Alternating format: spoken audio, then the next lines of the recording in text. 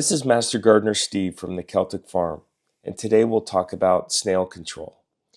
If you're reaching for chemical pellets to control those garden snails, you're solving the wrong problem. Metaldehyde, the active ingredient in most pellets, kills thrushes, harms mammals, and leaves residue in your soil. And the snails, they're back within weeks. Here are 10 natural methods that actually address the cause, organized into a system that works long-term to keep snails out of your garden. Number 1, copper tape. When snail mucus contacts copper, it triggers an electrochemical reaction they find deeply aversive. Wrap it around pots and raised bed edges, but the tape must be at least 1.5 inches wide and form a complete unbroken barrier. Any gap and they'll surely find it. Number 2, diatomaceous earth. Fossilized diatom particles physically abrade the snail's foot and cause rapid dehydration. Sprinkle a continuous band around vulnerable plants. Always use food grade, not the one you put in your pool or use in your pool filters. Reapply after rain. Moisture renders it ineffective. Number 3, horticultural grit. Rough angular surfaces increase the energy cost of movement enough to redirect most snails. Horticultural grit or sharp sand, not builder's or play sand, creates an effective textural barrier. It also improves crown drainage in your beds. 4, beer traps. Snails are strongly attracted to fermenting yeast compounds. Bury a shallow container flush to the soil level, fill it with cheap beer or water, sugar, yeast solution, and they'll enter and not return. Refresh this every 48 hours and count your bounty. Deploy multiple traps. Each covers roughly 1 meter or yard radius. Number 5, coffee grounds. Caffeine disrupts snail neuroreceptors and acts as a feeding deterrent.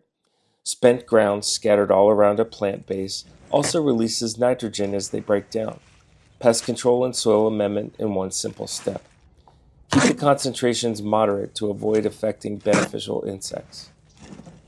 Number 6, garlic and citrus spray.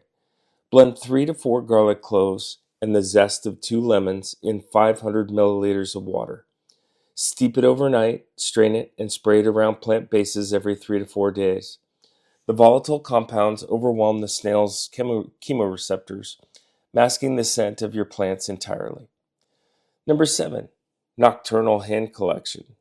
Sounds sinister. Snails are most active in the 2 hours after dusk. A weekly flashlight patrol during this window, dropping collected snails into soapy water, removes more individuals than any passive trap. It's the most direct form of population control available, and it interrupts the breeding cycle.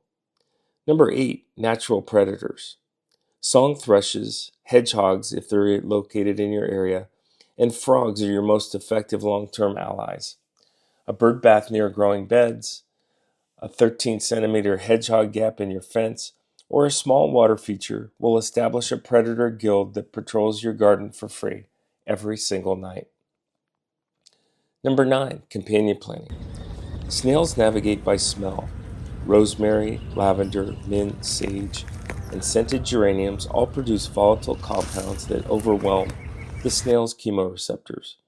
Plant them as continuous border around your most vulnerable beds, a passive permanent deterrent that also improves the garden. And number 10, habitat reduction.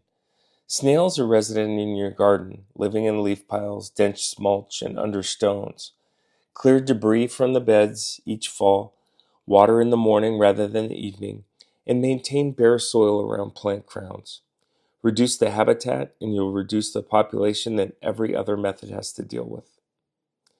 No single method here works in isolation. The gardens that achieve lasting control layer all 3 approaches together. Those physical barriers, copper tape, grit, diatomaceous earth, for immediate protection.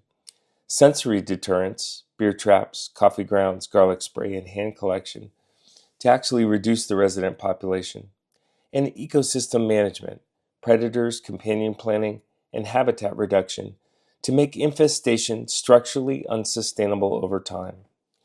Start with barriers this week, add deterrents in week 2, and build the ecosystem over the season. Within a month, you'll see a measurable difference. Snail management is not complicated, but it requires understanding the biology and consistency across all three of those layers. The full written guide is linked below with plant lists, product recommendations, and seasonal timing calendars. Subscribe for a more in-depth chemical-free growing guides that I bring out every now and then. Question about your specific garden? Drop them in the comments. Happy gardening and go grow.